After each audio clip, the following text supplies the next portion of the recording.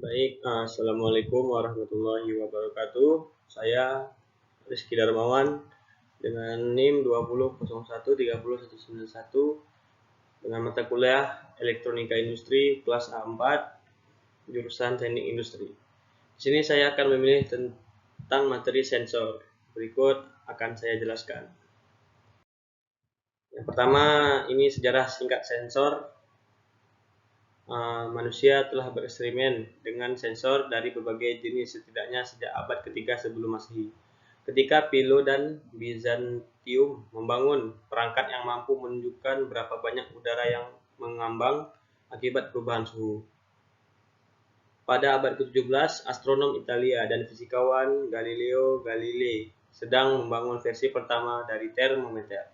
Beberapa dekade kemudian, pada tahun 1784, seorang insinyur Inggris bernama George Edward telah dirancang akselerometer pertama, alat untuk menunjukkan kebenaran fisika Newtonian sampai ditemukan kembali pada akhir abad ke-20 sebagai jet-jet yang mampu beberapa aplikasi atau yang fungsi auto-rated pada smartphone dan tablet perangkat tergantung pada accelerometer. Selain itu, termostat pertama kali datang ke pasar pada tahun 1883 dan banyak yang menganggap ini modern pertama sensor buatan manusia. Sensor inframerah telah ada sejak akhir 1940-an, meskipun mereka sudah benar-benar hanya masuk nomenklatur populer pada selama beberapa tahun terakhir. Detektor gerak telah digunakan untuk beberapa tahun. Kemudian pengertian dari sensor yaitu sensor adalah suatu perangkat yang mampu untuk mengubah suatu besaran fisis, baik itu fisika, kimia maupun biologi, menjadi suatu sinyal listrik yang dapat dihitung dan disimpan. Sensor dapat digunakan untuk mendeteksi temperatur, tekanan, getaran, intensitas cahaya, dan berat, adapun konsentrasi molekul, dan lain-lain sebagainya, dan telah memainkan peran penting dalam kegiatan industri di dunia pada saat ini. Kemampuan sensor dalam mengubah suatu besaran menjadi besaran listrik mampu menjadikan sensor suatu media komunikasi antara dunia atau dalam hal besaran fisis dengan perangkat elektronik seperti komputer. Berikut ada beberapa klasifikasi mengenai sensor. Yang pertama, sensor mekanis, sensor optik atau cahaya. Yang ketiga, sensor suhu dan sensor kimia. Yang kita ketahui, sensor mekanis adalah sensor yang mendeteksi perubahan gerak mekanis seperti perpindahan atau pergeseran atau posisi, gerak lurus dan melingkar, tekanan, aliran, level, dan sebagainya. Contohnya strain gauge dan bound-down tube atau mengukur tekanan, load cell atau mengukur gaya, potensiometer atau mengukur sudut putaran. Yang kedua ada sensor optik atau cahaya. Adalah sensor yang mendeteksi cahaya dari sumber cahaya, pantulan cahaya ataupun bias cahaya yang mengenai benda ataupun ruang. Contoh fotosel, fototransistor, multiplier, fotodiode, pirometer optik, dan sebagainya. Yang ketiga ada sensor suhu. Sensor suhu adalah alat yang digunakan untuk merubah besaran panas menjadi besaran listrik yang dapat dengan mudah dianalisis besarannya. Karakteristik sensor suhu ditentukan dari sejauh mana sensor tersebut memiliki kemampuan yang baik dalam mendeteksi setiap perubahan suhu yang indikasinya diidentifikasi. Yang keempat ada sensor kimia atau chemical sensor. Sensor ini didesain dan digunakan untuk menganalisa keadaan ataupun adanya kadar suatu zat kimia. Sensor ini termasuk non-esensial atau bukan sensor dasar. Menurut klasifikasi sensor secara umum, maka sensor film kitosan yang digunakan pada penelitian ini tergolong ke dalam jenis sensor kimia. Berikutnya yaitu jenis-jenis sensor yang sering digunakan pada dunia industri. Yang pertama ada sensor kecepatan, sensor magnet, sensor cahaya, sensor ultrasonik, sensor tekanan, sensor proximity, sensor penyandi atau encoder, dan sensor suhu.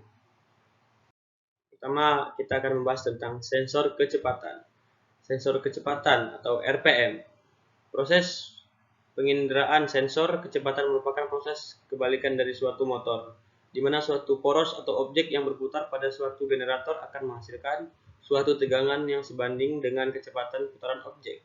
Kecepatan putaran sering pula dapat diukur dengan menggunakan sensor yang mengindera pulsa magnetis atau induksi yang timbul saat medan magnetis terjadi. Contohnya pada sensor ini bisa kita lihat pada mobil ataupun kendaraan lainnya. Kemudian ada sensor magnet. Sensor magnet atau disebut juga relay buluh adalah alat yang akan terpengaruh medan magnet dan akan memberikan perubahan kondisi pada keluaran. Seperti layaknya saklar dan dua kondisi on-off yang digerakkan oleh adanya medan magnet di sekitarnya. Biasanya sensor ini dikemas dalam bentuk kemasan yang hampa dan bebas dari debu, kelembapan atau asap uap. Berikutnya ada sensor cahaya. Sensor cahaya terdiri dari 3 kategori. Yang pertama, fotovoltaik atau sel solar adalah alat sensor sinar yang mengubah energi sinar langsung menjadi energi listrik. Dengan adanya penyerahan cahaya akan menyebabkan pergerakan elektron dan menghasilkan tegangan. Demikian pula dengan fotokonduktif atau fotoresistif yang akan memberikan perubahan tahanan atau resistansi pada sel-selnya. Semakin tinggi intensitas cahaya yang diterima, maka akan semakin kecil pula nilai tahanannya. Sedangkan fotolistrik adalah sensor yang berprinsip kerja berdasarkan pantulan karena perubahan posisi atau jarak suatu sumber sinar inframerah atau laser ataupun target pemantulannya yang terdiri dari pasangan sumber cahaya dan penerima. Yang keempat ada sensor ultrasonik. Sensor ultrasonik bekerja berdasarkan prinsip pantulan gelombang suara, di mana sensor ini menghasilkan gelombang suara yang kemudian menangkapnya kembali dengan perbedaan waktu sebagai dasar penginderaan. Perbedaan waktu antara gelombang suara dipancarkan dengan ditangkapnya kembali gelombang suara tersebut adalah berbanding lurus dengan jarak atau tinggi objek yang memantulkannya. Jenis objek yang dapat diindera diantaranya adalah objek ataupun butiran maupun tekstil. Yang kelima ada sensor tekanan. Sensor tekanan. Sensor ini memiliki transducer yang mengukur ketegangan kawat, di mana mengubah tegangan mekanis menjadi sinyal listrik. Dasar penginderaannya pada perubahan tahanan pengatur atau transducer yang berubah akibat perubahan panjang dan luas penampangnya. Yang keenam ada sensor proximity. Sensor proximity adalah sensor atau saklar yang dapat mendeteksi adanya target jenis logam dengan tanpa adanya kontak fisik. Biasanya sensor ini terdiri dari elektronis solid state yang terbungkus rapat untuk melindungi dari pengaruh getaran, cairan kimiawi, dan korosif yang berlebihan. Sensor proximity dapat diaplikasikan pada kondisi penginderaan pada objek yang dianggap terlalu kecil atau lunak untuk menggerakkan suatu mekanis saklar. Yang ketujuh ada sensor penyandi atau encoder. Digunakan untuk mengubah gerakan linear atau putaran menjadi sinyal digital, di mana sensor putaran memonitor gerakan putar dari suatu alat.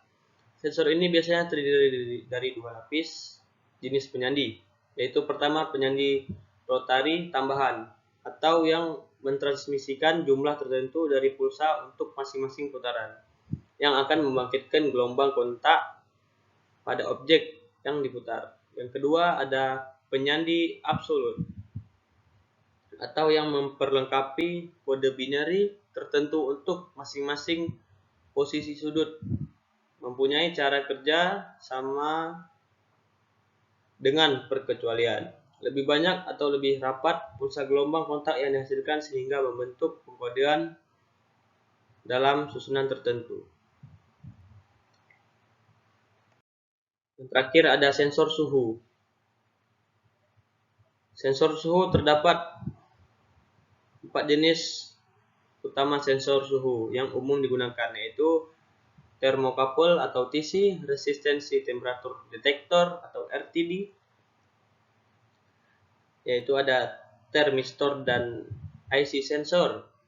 Termokapel pada intinya terdiri dari sepasang transducer panas dan dingin yang disambungkan dan dilebur bersama, di mana terdapat perbedaan yang timbul di antara sambungan tersebut dengan sambungan referensi yang berfungsi sebagai perbandingan. Resistensi temperatur detektor atau RTD memiliki prinsip pada dasar tahanan listrik dari logam yang bervariasi sebanding dengan suhu. Mungkin cukup sekian yang dapat saya sampaikan mengenai sensor. Mohon maaf bila ada kesalahan. Saya akhiri dengan Assalamualaikum warahmatullahi wabarakatuh.